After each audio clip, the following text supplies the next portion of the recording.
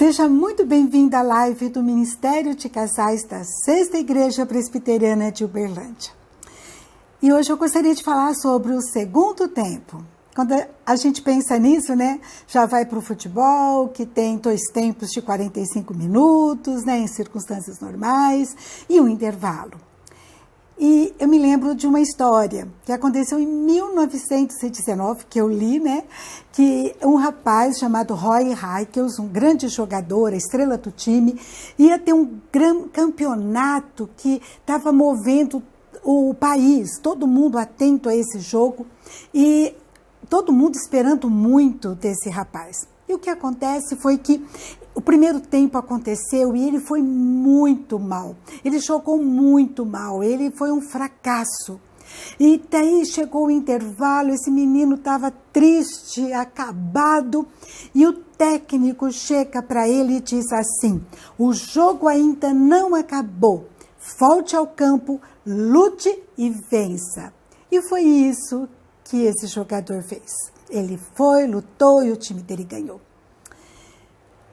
Quanta coisa pode mudar em 45 minutos, em segundos às vezes, na nossa vida, não é verdade? Nós estamos vivendo um momento em que as coisas viraram de ponta cabeça. Eu não sei você, mas quanta coisa mudou no último ano que nós passamos. Eu fico pensando nisso, e eu fico pensando no meu coração. Eu quero trazer à memória o que me traz esperança. Eu fico pensando nesse período como um intervalo de preparação para o segundo tempo. E mais do que nunca, eu fico pensando que eu tenho que procurar meu técnico, meu Deus, para pedir orientação, para pedir força, para pedir ânimo, porque o jogo vai continuar, se Deus assim o permitir. Nós não estamos sós, nós temos um Deus que cuida de nós, um Deus de projetos. Em tudo Deus tem propósitos. E eu me lembro da história de Moisés. Moisés viveu por volta de 1500 a.C. E a história de Moisés é muito bem relatada em Atos, capítulo 7, né? Eu acho lindo, né? Quando Estevão, perante o Sinédrio, ele vai se defender e ele começa lá, resumindo a história, contando a partir de Abraão, e ele vai chegando, né, contando, e ele, no versículo 17 do capítulo 7 de Atos, ele fala assim: como se aproximasse o tempo da promessa que Deus jurou a Abraão, o povo cresceu e se multiplicou no Egito, até que se levantou um rei que não conhecia José. José tinha levado o povo de Israel para o Egito, e o tempo passou e eles se tornaram escravos ali. E um rei apareceu que não tinha conhecimento de José, de toda aquela história, e ele então, ele vê aquele povo se multiplicando, e ele fala, isso é perigoso, e ele manda matar os meninos que nascem. E nesse período, no versículo 20, nasceu Moisés, que era formoso aos olhos de Deus. Por 3 meses, ele foi mantido na casa de seu pai. Vocês estão lembrados que Joquebede mantém o seu filhinho, né, vivo, escondido na sua casa por 3 meses. Daí, quando foi exposto, a filha do faraó o recolheu e criou como seu próprio filho. E Moisés foi educado em toda a ciência dos egípcios e era poderoso em palavras e obras. Joquebede, uma mulher de grande fé, de grande ousadia, ela põe, depois de 3 meses, esse bebê num cesto, no rio Nilo, um rio cheio de pedras, de crocodilo, de correntezas, e ela deixa ali a Miriam tomando conta. E a filha de Faraó, ela vê aquele bebê. E é interessante que a filha de Faraó poderia ter jogado Moisés no rio. E eu vejo tanta coisa linda, eu aprendo já tanta coisa, eu aprendo na ousadia de Joquebede, né? Ela diz lá em Hebreus que ela não se teve medo do rei, Hebreus 11, 23, ela escondeu o seu filho, ela fez o que estava no seu alcance, nas suas mãos, e ela então não teve medo de crocodilo, de pau, não teve medo de correnteza. Ela colocou seu filho ali. Ou seja, ninguém iria escrever a história da vida do seu filho. Faraó nenhum ia escrever. Isso era uma mulher de ousadia, com fé. Que eu e você possamos começar aprendendo aí como nós precisamos ter fé.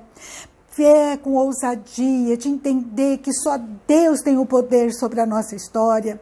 Se as portas se fecham, se as portas se abrem, é Deus. Não é fulano que despediu o meu marido, mandou embora. Não, é Deus que permitiu, porque Ele tem algo melhor. Eu creio no poder dEle de mudar a nossa história, de nos levar para o segundo tempo, né? Então, essa primeira fase de Moisés, no versículo 22, resume bem. Ele foi criado com ciência, com a ciência dos egípcios, e ele era poderoso em palavras e obras, sabe? Aqui Estevão fala que Moisés, ele era poderoso. Moisés, naquela época, ele podia assim, dizer, eu posso tudo. E daí ele, quando ele tem 40 anos, ele vai visitar o povo de Israel. Ele sabia que o povo de Israel era seu povo. E ele vai visitar e ele vê um egípcio maltratando um israelita. E ele então mata o egípcio. E ele diz no versículo 25, ora, Moisés cuidava que seus irmãos entenderiam que Deus os queria salvar por intermédio dele. Eles, porém, não compreenderam. Moisés, ele já tinha uma visão do plano de Deus, da missão que Deus tinha para ele. Essa foi a primeira fase de Moisés. Mas Moisés, ele queria usar a sua garra, a sua força, o seu poder. Ele sentia que ele podia todas as coisas. Mas daí, acontece que no dia seguinte ele volta ali. E ele volta e vê seus irmãos brigando entre si. E ele fala assim, por que vocês estão ofendendo uns aos outros? Vocês estão juntos, são irmãos. Daí um deles diz assim, quem te constituiu autoridade e juiz sobre nós? Quem é você? O que você está pensando? Você quer me matar como você fez com o egípcio ontem? Quando Moisés ouve isso, fala que ele foge. E ele se torna peregrino na terra de Midian. E ali ele tem 2 filhos. Meus amados, aí eu tenho um período difícil na vida de Moisés. Eu diria que é o intervalo dele. Um intervalo em que ele se sente abatido, perseguido, isolado, sozinho. Ele se torna pastor de ovelhas, né? Uma atividade humilde. Naquele momento ali no deserto, Moisés poderia dizer, eu não sou ninguém. Lá na primeira fase, né, no primeiro jogo, no primeiro tempo, ele era poderoso, né, ele era tudo. Mas agora ele se sente nada, ele se sente ninguém. Eu nada posso. É o intervalo da vida de Moisés. É Deus preparando Moisés para o segundo tempo. Não é verdade? Então Moisés está ali na lona e Deus aparece a Moisés. Depois de 40 anos, Moisés já tinha 80, né? 80 anos, Moisés aparece e ele diz, eu sou o Deus dos teus pais, o Deus de Abraão, de Isaac e Jacó. Versículo 32. No versículo 34, Deus diz, eu ouvi com efeito o sofrimento do meu povo no Egito, eu ouvi o seu gemido e eu desci para libertá-lo. Vem agora e eu vou te enviar ao Egito. E eu acho tão lindo porque no versículo 35, Estevão fala, esse mesmo Moisés que foi rejeitado pelos seus, que negaram que ele tivesse autoridade, ele agora é enviado por Deus como juiz, como chefe, libertador. Esse é o nosso Deus. Então, 3 fases, 3 momentos na vida de Moisés. O primeiro tempo, né, em que ele pode todas as coisas, criado na filosofia, na cultura, no poder, na riqueza do Egito. Depois a segunda parte, que eu diria que é um intervalo, em que ele está na lona, no deserto, com medo, ameaçado. ali, humilde, né? E Deus então se apresenta para ele, e ele tem a terceira etapa, ou segundo tempo de oportunidade que Deus dá para ele, como libertador do Egito. O primeiro período ele tinha recém-nascido até 40 anos, o segundo de 40 a 80 anos no deserto de Midian, e no terceiro tempo ele se torna o libertador do Egito, com 80 até 120 anos. 3 momentos da vida dele. E eu estava pensando sobre isso. Tem gente que empaca, né, na mediocridade de se achar poderoso porque tem títulos, porque tem fama, porque tem dinheiro, né? Você sabe com quem você está falando, acha que pode todas as coisas, né? Pode ter carisma, pode ter eloquência, pode ter o que for, mas se não conhece a Deus, não é nada. Conta-se a história de um pastor, né, que ele foi num grande evento, e lá tinha um poeta, e esse poeta ele declamou o Salmo 23, com uma maestria, com aquela declamação perfeita, aquela dicção, aquela eloquência, né, que fluía, e todo mundo ficou admirado. E esse velho pastor, ele vai também ali, e ele fala o Salmo 23, vivendo aquilo que ele passou durante toda a vida, relembrando. Quando ele termina, todos choram, e aquele poeta diz para ele: eu conheço muito bem o Salmo 23, mas você conhece o bom pastor. Gente empacada na soberba, que pode todas essas coisas, mas tem gente também empacada nesse intervalo de Moisés, achando que é um perdedor, que não pode, que não consegue, está no deserto, está tudo muito difícil, eu presto vestibular e não passo, eu presto concurso e eu não passo, eu fui despedido, eu estou aqui nessa pandemia.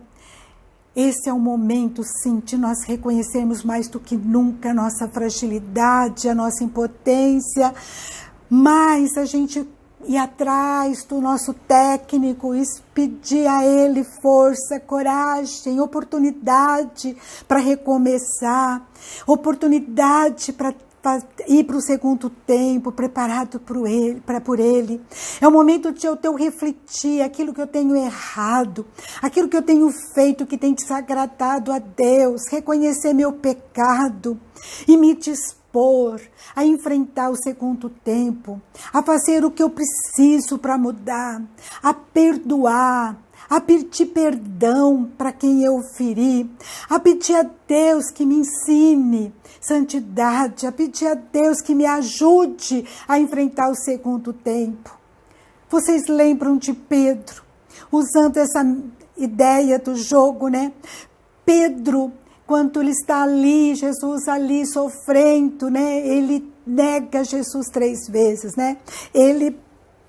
O que acontece com Pedro? Ele pisa na bola, né? Ele chuta errado, ele erra 3 pênaltis, né? 3 vezes que perguntam, você é amigo dele, você está com ele, e ele fala: não, eu não conheço, ele nega Jesus. E dali Pedro vai para o intervalo, ele chora, ele fica envergonhado, né? Nós estamos precisando chorar pelo pecado. Senhor, o que eu fiz? Que eu preciso estar na tua presença, me perdoa, me ajude a perdoar, reconhecer que eu não sou nada, tecer do salto alto, da arrogância, da soberba, e não pensa que eu estou falando para você, eu estou falando a começar em mim, como nós precisamos nos quebrantar na presença de Deus, chorar, pedir perdão para o nosso técnico, para o nosso Deus, e pedir para Ele oportunidade de voltarmos transformados, assim como Pedro voltou. Pedro aprendeu nesse intervalo, aprendeu perdão, tolerância, misericórdia. Ele aprendeu que ele tinha uma missão, uma causa para ele ir trabalhar. E com intrepidez ele fala do amor de Deus, de Jesus. Moisés também tinha uma causa, e Moisés também pagou alto preço, assim como Pedro. A gente sabe que Pedro, ele defendeu o evangelho, ele divulgou, ele falou até a sua morte. E Moisés também, ele paga um alto preço, ele sai do palácio, ele perde o trono, o cetro, como filho adotivo da filha do faraó. Ele perde todas as benesses, né, de ter riqueza, fartura, né, comodidade, mas ele vai para o deserto com o povo como libertador. Ele ganhou uma nobreza eterna. Em Hebreus 11, 25 fala que ele abandonou o Egito, ele venceu a mediocridade e ele vai na presença do Senhor, porque ele enxerga o que é invisível. E eu fico pensando, eu queria falar com você e também no meu coração, com a causa que eu tenho defendido, que faz eu levantar de manhã. O Evangelho me dá uma causa, ele me ensina o princípio da excelência, a eu abandonar aquilo que é chulo, que é podre, que é medíocre, aquilo que não presta, a cuidar daquilo que eu falo, daquilo que eu defendo, daquilo que eu posto. Eu tenho que aprender a saber o que eu divulgo. Eu devo aprender a pagar o preço, a me arrepender, a chorar na presença de Deus, a identificar a missão que Ele tem para mim. Você pode dizer, mas eu não sei falar, eu não sei o que fazer. Procure o técnico, ele tem algo para você. Deus tem algo para mim e para você, e vamos aproveitar. Moisés, ele se sentia limitado, ele diz assim, eu sou pesado de língua, eu estou sendo rejeitado por povo de Israel, rejeitado pelos egípcios, eu estou no bagaço. Mas Deus, Ele que pode definir o seu valor e o meu, Ele que pode fazer isso. Eu estou aqui diante de você, eu sou da geração que não tinha, né, rede social, não tinha essas opções, e eu pago mico de vez em quando, mas eu estou à luta, o que vier a minha mão para fazer, Senhor, me ajuda a aceitar, me ajuda, Senhor, a fazer. Eu quero trabalhar para o Senhor, eu quero me preparar nesse intervalo. E se Deus me der oportunidade de segundo tempo, eu quero trabalhar para Ele em tempo e fora de tempo. Eu quero estar na presença dEle, porque Ele é a razão da nossa vida, do nosso existir. Coisa mais linda, né? Que eu vejo lá em Êxodo. Eu vejo isso e eu falo, eu também quero, Senhor. Êxodo 33, Moisés fala para Deus, se a tua presença não vai comigo, não nos faça subir desse lugar. Eu não quero ir para lugar nenhum, fazer nada que não tenha o Senhor comigo. Seja no Instagram, seja no Facebook, seja nessa live, eu quero fazer aquilo que está na presença de Deus. Eu quero fazer a obra de Deus, eu quero no segundo tempo. E eu fico maravilhada, porque eu creio que eu não estou sozinha, e você não está só. Lá em Atos 7:34, Deus fala, eu estou vendo a sua situação, eu estou ouvindo o seu gemido, o seu clamor, e eu estou aqui para dar para mim, para vocês, para dar para vocês um segundo tempo, uma segunda oportunidade. Dá para nós, Senhor, eu quero te conhecer mais e melhor. Peça perdão, peça orientação a Deus, peça a Deus força para lutar, para vencer a limitação que você tem. Eu tenho feito isso, pedido a Ele, né? Limitação que eu tenho, que eu reconheço, limitação que os outros jogaram, né, em cima de mim, mas eu sou grata a Deus por tudo, pelo meu passado difícil, pelo momento difícil que nós estamos vivendo, porque Ele tem me levado aos pés de Jesus. Jesus que pagou um alto preço para estar conosco. O sangue de Jesus, né, que nos comprou e nos dá novas oportunidades. Eu creio que nós estamos no intervalo, nos preparando para o segundo tempo, Ele está chegando. Amém? Eu lembro de uma história de um pastor Esse pastor, ele perdeu a esposa, ele perdeu a saúde, ele perdeu os bens. E ele então chega nas madrugadas, na presença de Deus e fala: Senhor, eu não quero perder a chance, a oportunidade de falar do Senhor. Deixa eu pregar a tua palavra, Senhor, me dá a oportunidade. Ele tinha perdido também a igreja, né? O púlpito. Senhor, não deixa eu perder o púlpito, não. Sabe, meus amados, que a gente não coloque nada entre nós e Deus, né? Eu acho maravilhoso lá em Êxodo 34, 14, Deus fala: não adore outro Deus. Eu sou zeloso, Deus é um Deus zeloso, Ele zela por mim e por você. Não coloquemos nada na frente dEle e vamos lutar, vamos nos comprometer, vamos chegar na presença dEle. Senhor, quebranta meu coração, eu estou frio, eu estou mal-humorado, quebranta, que eu chore na tua presença, que eu me disponha e que eu saia dessa pandemia mais forte, mais disposto, mais disponível na sua obra. Eu vou agradar a todo mundo? Ah, não, com certeza não, mas eu quero agradar o Senhor, Deus zeloso, Deus que faz maravilhas. Eu quero falar do teu amor, da tua graça, Deus que cuida de mim em todo o tempo. Cuida de mim em todo o tempo. Em Salmos, capítulo 37, Deus fala para mim e para você que Ele firma os nossos passos. Mas se nós cairmos, podemos cair. Nós não vamos ficar prostrados, porque Deus me segura e te segura pela mão. Eu não sei se você está enfrentando momentos de depressão, de angústia. Estende a mão a Deus, fala: Senhor, me segura pela mão, me puxa, me levanta, me mostra o que o Senhor quer da minha vida. E pega versículos bíblicos, cola na geladeira, no armário, na estante. Eu aprendi uma coisa ontem que eu achei tão lindo. Uma senhora disse assim: sabe o que eu faço?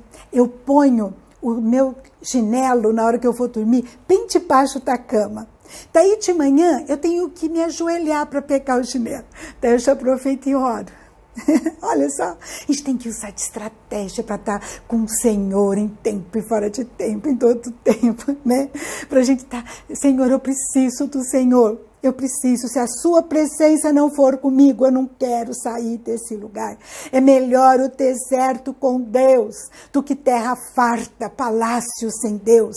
Em 1 Pedro, nós temos que Deus fala ao meu coração e ao seu. Ele diz assim: vós, porém, sois raça eleita, sacerdócio real, nação santa, povo de propriedade exclusiva de Deus, a fim, com o propósito de proclamardes as virtudes daquele que vos chamou das trevas para a sua maravilhosa luz.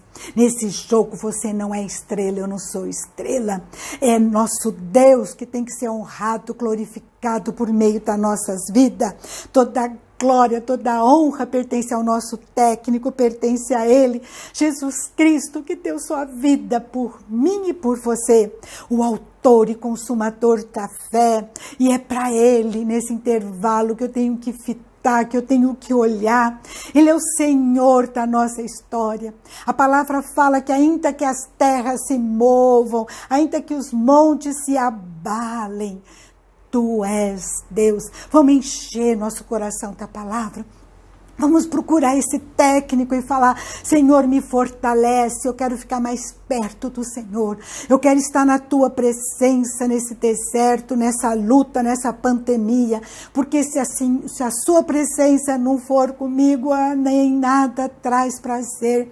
A Tua presença, diz a palavra, me dá descanso, me traz força, me traz alegria. Senhor, eu quero olhar para o Senhor agora e sempre. Que essa pandemia faz a gente reagir, chegar na presença de Deus e falar: Senhor, o que eu tenho que pedir perdão, Senhor? E aquilo que Deus for colocando, vai pedindo perdão. Se tem algo que você tem que restituir, pedir perdão para alguém, vai em frente, liga, peça perdão, quebranta seu coração, seu joelho, sua cerviz na presença de Deus, e Deus poderá nos levar àquela missão que Ele tem preparada para mim e para você, em nome de Jesus. Vamos orar? Oh, meu Deus, meu Pai, como nós precisamos do Senhor, que a Tua misericórdia nos envolva e nos perdoe, Pai. Perdoa nossos pecados, Senhor, faz de nós novas criaturas, que se corem de vergonha perante o pecado, que te busquem, pessoas, Senhor, quebrantadas, quebradas, disponíveis para serem usadas na Tua obra. Eis-nos aqui, Senhor, usa-nos para a Tua honra e glória, Senhor, para que o Senhor seja conhecido, exaltado, adorado, Pai, através das nossas vidas, Pai. Fala com cada um que está nos ouvindo. Se há algum caído, prostrado, ergue, meu Deus, levanta, anima, sustenta. Fica com os nossos irmãos que estão num leito, Pai, de dor, Pai. Restaura o pulmão, restaura a força, Senhor. Fica com aqueles que têm trabalhado diretamente com esses pacientes, Pai. Fica com o Teu povo, Pai. Tenha misericórdia. Fique com o nosso governo, com as vacinas. Resolve essa situação, Senhor, pelo Teu poder, pela Tua graça. Vai trazendo cura, Pai. E que Teu nome seja exaltado e glorificado em todo o tempo. Em nome de Jesus nós oramos. Amém, Senhor. Amém. Meus amados, amém. Busca o Senhor, Ele firma nossos passos e Ele vai nos levantar. Se coloca perante o Senhor agora, se prostra aos pés dEle e fala: Senhor, me levanta, me fortalece, me anima. E começa a orar, começa a buscar, começa a pôr versículos, decorar versículos e orar esses versículos, orar o livro de Salmos. Vai lendo e vai orando, vai falando aquelas palavras de adoração, as suas palavras perante o nosso Deus que está vivo, presente, que vê a sua dor, que ouve o seu clamor. E Ele está aqui presente para nos socorrer.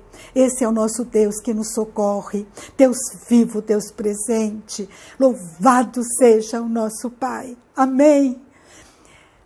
Meus amados, hoje à tarde nós vamos estar conversando às 15 horas no Instagram, Devocional Regina Helena. E eu vou estar conversando hoje no programa Favo de Mel com o pastor Ricardo Mota.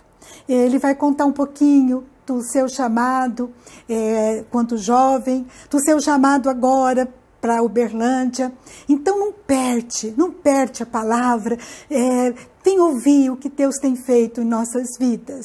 E depois às 17 horas, o culto online da 6ª Igreja Presbiteriana. Deus abençoe a sua vida, a sua história, em nome de Jesus.